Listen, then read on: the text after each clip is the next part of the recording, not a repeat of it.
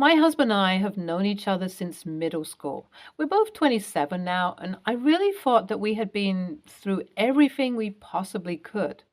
But the last year has been incredibly difficult and has left me questioning our whole relationship. I'll give you guys some more context. My husband Peter and I met at summer camp when we were in eighth grade, and we were friends for years. We got very close when we ended up in the city for college and started dating when we were 20. I have always known him to be a funny, sweet guy, and we were really great together as a couple. I felt so lucky. I felt like I had won the relationship jackpot. We both graduated, and he proposed to me a few months after graduation, and I happily said yes. Our families were happy for us, and things were just perfect. Peter works in construction. He never really loved his job, but it paid well, and it was enough for both of us to live comfortably. I decided to take the LSAT after graduation and go to law school. Peter was supportive in every possible way. I quit my job to go to law school, and he chose to support both of us financially while I got my license. I was, and still am, grateful for this and understand what a huge sacrifice it has been for him, and made sure to let him know how much I appreciated it. What I could have never seen coming, though, is that he would hold this over my head and make me feel so guilty about it. But I'll come back to that later. So, after years of really hard work, I finally passed the bar and started working at a law firm. The pay isn't amazing yet, but it's a great job, and I know big things will come if I'm patient and keep working hard. When I told Peter that I got the job, he seemed to be really happy. After I had worked for a couple of months, though, things started to change. One night, while having dinner, Peter told me that he wanted to take some time off work and stay home for a bit. I asked if everything was all right because he had never mentioned anything like this before, and he said that he was exhausted after working extra hard to support both of us, and it was my turn to support him. I was a little taken aback, and I told him that I didn't know that he felt this way and that he could have told me if it was getting that difficult for him. One thing led to another, and we ended up having a huge fight. He said that I'm ungrateful and selfish for not understanding that he wants some rest now that my job could support both of us. I just want to make it clear that I didn't mean to come across like that. My job did pay relatively well, and I knew that I could support both him and me for a while, but it could get difficult in the long run. I also thought that now that we both had decent jobs, we could start thinking about starting a family, which would hardly be possible if I was the only one working. I didn't want my husband to feel like I was ungrateful, though, so I agreed to let him take a few months off work to feel like himself again and to put off the idea of children for a while. That was over a year ago. Peter hasn't done a day's work since he quit his job and spends almost all of his time playing video games while I am at work. He purchased a gaming setup with some savings, and I paid for a few more things. Initially, I was sure that this wouldn't last for more than a couple of months, but the longer it went on, the more unsure I became. In the last year, I've tried to bring this matter up several times, but it never ends well. Peter gets extremely defensive and tells me that he deserves a break for putting up with me depending on him during law school. I also get paid more than I used to when we first entered this arrangement, which has honestly made things worse because now he says that we can continue the way things are for a longer time without worrying about money. He doesn't like to discuss any possibility of having children because he thinks this is not the right time. Even if I agree with him, which I don't, I think it's time to start saving up for the future, which isn't possible as long as I'm the only one paying for all our expenses. This has obviously taken a huge toll on our relationship as well. We fight more than ever, and it seems like any conversation on the topic can't proceed without arguments and mean allegations thrown my way about how I'm not being a good wife. He keeps saying that he's physically and mentally exhausted and deserves to take a break. I think that a year is more than enough for a break, and he needs to go back to work. He refuses to agree and continues to spend time and money on his video games. I'm tired of initiating conversations that lead nowhere. I constantly feel like I am the only one putting effort into this relationship, and I have had enough. He's going on a weekend trip with some of his gaming buddies, and I have figured out my plan. While he's gone, I'm going to pack up all my things and leave. I've spoken to a good divorce lawyer, and the whole thing shouldn't be very difficult. The apartment is under his name, and there's nothing I want from him. If he wants to waste his life away playing video games, that's his choice. I've got my whole life ahead of me, and honestly, just thinking of the fact that he won't be my responsibility anymore is incredibly liberating. I can imagine his bewilderment when he comes back to see the apartment half empty, with no sign of me anywhere. I'm leaving no notes, no explanations at all. My lawyer will serve him the divorce papers on Tuesday once he's back from the trip. I'll be staying with a colleague temporarily before moving into my own place soon. I haven't told anyone about my plan and just needed to vent. Not sure if anyone's even going to read this post, but if you do, wish me good luck. Update 1. Oh my God, I didn't expect my first ever post to be so popular. Most of you have been incredibly supportive, so thanks a bunch. I've gotten many questions, and even though it's practically impossible for me to get back to all of you, I'll try to answer the most common ones. My husband didn't pay for my education in any way. I took student loans to fund it all, and my parents pitched in a little. So, no, getting me through law school wasn't a huge burden for him. I'm not a big spender in general and kept my expenses to a minimum. I also worked part-time as a tutor during law school to pay for small expenses. Peter was the one paying the bills and any unexpected big expenses. My car broke down once and he paid for it. He did know that I wanted kids and thought that this was the right time to have them. Before we agreed on him taking this break, he told me that we can think about kids afterward. In the last year, I've tried to bring that up several times, but he never wanted to talk about it. Also, many people asked if he was helping around the house while he was at home, and well, he doesn't know how to cook, and I've always been the one who cooks in the relationship, so I've done that. He does the dishes and takes out the trash and everything. He isn't a messy person overall. I guess the housework portion remained the same before and after his break. Honestly, I never even thought of this, but reading your comments made me realize he should have been putting in more effort, so thanks. Update 2. Peter came back from the trip and he's blowing up my phone. He didn't see it coming, obviously, and freaked out seeing the apartment stripped of most of our things. My things, of course. I didn't block him on purpose because I wanted to see him freak out, and it was so worth it. I didn't pick up any calls, so the text went from confusion to just anger. I guess once he wrapped his head around what was happening, he got pissed off. He said a lot of awful things about me, but honestly, that just makes me feel even better about my decision to leave him. All my stuff is in a storage locker for now while I'm staying with my coworker, and I'm already looking at apartments. Can't wait to get a fresh start without someone constantly dragging me down and draining my energy in every possible way. I just hope he doesn't make the divorce too complicated, though. Knowing him, he'll do everything to make it a pain in the ass. Update 3. We're divorced. It's been around 5 months since my last update, and we're finally divorced, so thought I'd just let you lovely people know in case anyone is still curious. As I predicted, he didn't make it easy, but I've got great lawyers on my side, and we finally won. I have my place now and adopted a cat recently, and we're both very, very happy. As for my ex-husband, I don't really know what he's up to. I have received several drunk calls and texts from him, but honestly, I just don't care. I think he did go back to work, though. Funny how things turn out to be. Congratulations on getting rid of a parasitic man-child, OP. I can't believe you were kind enough to let him leech off of your hard work and money for over a year. I know I'd snap in a few months at max.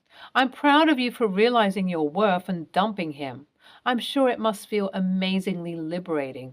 I wish you and your new feline friend all the happiness.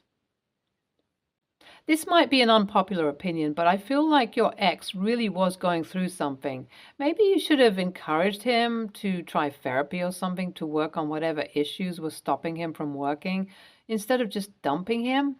But then again, I don't know either of you personally, and maybe you did do what was best. Anyway, I wish the best for both you and your ex-husband. Next story. I'm 37, female. My son, 4, had an earache a few nights ago. He was crying and upset and taking a while to fall asleep. I obviously offered infant paracetamol, but he was really against the idea and I didn't want to force him to take it, as it will just traumatize him more and make it more difficult when we need to get him to take medicine that he really needs. My husband, 43, thinks we should have forced him and is still angry with me for not being stricter with him and making him take it. He did calm down and sleep after a while and was fine when he woke up in the morning. AITA? Thanks all for the comments. This is my first time on here, so just learning how the whole thing works. One thing I've learned, people's imaginations run away with them when you don't provide enough detail. It was mild pain. He certainly wasn't screaming out in pain, as someone put it. I know my child, and it wasn't that bad. One clue is that it started the moment he had to go to sleep. It was a background pain and that he didn't even notice until he tried to still his body. Yes, it could have got worse or started at that exact moment, but if he was really in pain, I would have forced him. Just because you've suffered really bad earache doesn't mean he did. I would certainly give him medication if it was necessary and would have taken a different and more directive approach if so. So he would have known I'm not messing about. Thanks for the suggestions of what to do for next time. We have tried many of them in the past. We have liquid paracetamol, ibuprofen here in the UK, which is flavored and sweetened, but he was against that. I had a chat with him tonight about taking medicine and how it is important if we say so. We've agreed that he'll take it mixed up with honey. He's seen us have honey on a spoon when feeling bad and has had some himself. So I'll need to get some pills to crush and attempt that with him. I understand my husband's position better now and we are on better terms, but I still maintain that I'm not the a-hole given the fact that the pain wasn't too bad. I'm sure many will disagree with me, but I'd point them to the NTA post to gain a better understanding. Edit 2. I'm loving the comments that passing judgment on myself is wrong. I asked this question to get a better understanding of my husband's position, and I did that. I have 4.5 years of experience dealing with this child. I was there that night. Although I take comments on board, I'm not going to take the word of people who have read a paragraph and arrived at a snap judgment. Many of them not likely to be parents or have had to deal with a child refusing medicine. I'm not going to believe I am a bad parent because people tell me I am. Saying that, I'll admit I should have explored more creative options to get it into him, but we have tried that in the past with no success. My post says AITA for not force-feeding him, so I'm going to stick with an emphatic NTA on that. I went to a pharmacist today and was advised that there is no alternative liquid for kids under 6. Over the counter anyway. Don't know if it's true, but that's what he said. I'm in the UK. YTA, your son is 4. He does not get to choose these kinds of deals by himself because he is 4. Of course he does not want to take the medicine if you give him that choice. Have you had an ear infection for a while? I have. Just a few weeks ago. It freaking hurts your whole head and even made me feel nauseous. Your son is 4, and you, as a parent, have to sometimes make him do things he does not want to, like to take his medicine, because then he learns that, hey, it helps. YTA, child's Tylenol tastes gross. Of course your kid doesn't want to take it. That's not a good reason to reject medicine, and as a parent, you should be trying to make your child better. This could get worse, and you had the right tools at your disposal to make him feel better. YTA, Sorry, there's a time and a place to let your 4-year-old make choices. I'm all for agency over their own bodies. My exception to that rule is health or hygiene. A 4-year-old doesn't have that capacity yet and is too young to understand. Ear infections and earaches hurt. Sometimes they have to just take the medication, even if they don't want to, because it's in their best interest. Not only that, the next time it's not going to be easier. It's going to be harder to get it into him because you did give him the choice, and he is too young to understand why this time is different. So if he ends up having to take an antibiotic, well, good luck with that tantrum. Next story. I, female, 26, am a stay-at-home mom and I pick up my daughter after school. My husband, male, 35, takes her to school in the mornings on the way to his work. Mother-in-law got divorced a couple of months ago and not so subtly complained to my husband that she was lonely, so my husband insisted that we have her over every weekend. Mother-in-law and I don't get along. For example, mother-in-law has always made snide remarks about me being a teenage mom, but I learned to ignore it since my husband asked me to keep the peace. When she began coming over, she would make comments about how dusty the floor was, how much laundry was in the basket, etc., hinting that I should be doing more housework as a stay-at-home mom. The final straw was when she commented about our daughter's academic abilities, saying stuff about how she's below standard academic level and blaming me for not putting in the effort to teach her. After a big argument, my husband finally agreed that only he would visit mother-in-law at her home. Mother-in-law and I haven't spoken to each other since. Mother-in-law's catalytic converter got stolen yesterday and hasn't gotten fixed yet. My husband drove her to work this morning and asked me to pick her up. I said no. Mother-in-law works fairly close to our daughter's school, about a 15-minute walk. In the middle of the day, my husband sends me a text saying that he convinced mother-in-law to walk to our daughter's school so I can pick up both of them. I arrive at my daughter's school and see mother-in-law with daughter. I walk up to them and tell mother-in-law that she can find a way home and that I'm not going to give her a lift. She started to create a scene, and the other parents and children were starting to stare, so I took my daughter by the hand and drove away. Husband yelled at me when he got home, saying that I embarrassed mother-in-law in front of the other parents and left her stranded when I could have easily driven her home. It really wouldn't have been much work to drive her home one time, and I'm regretting causing a scene at my daughter's school because her classmates and their parents might have seen it. AITA? ESH. You should have an adult conversation with your mother-in-law about your boundaries and how you won't tolerate her demeaning you with her comments. The state of your home and your child's education is not her business, and she can leave those subjects alone.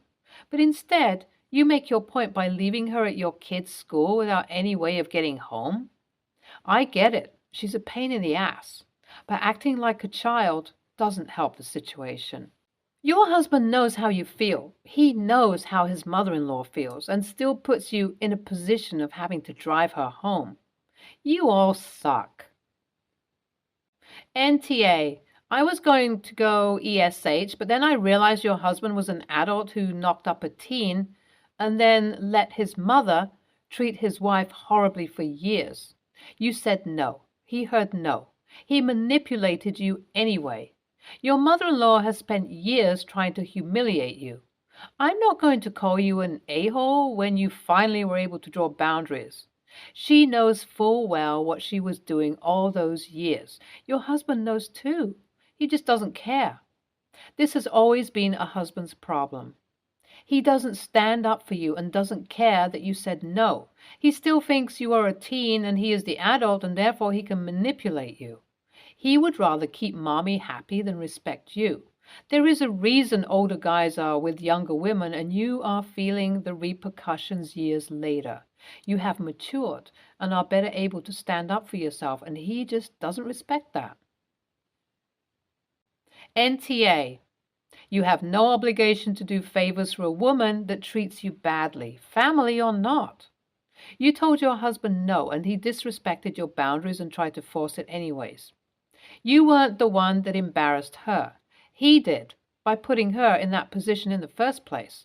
The only thing I hope is that it doesn't start drama for your daughter at school.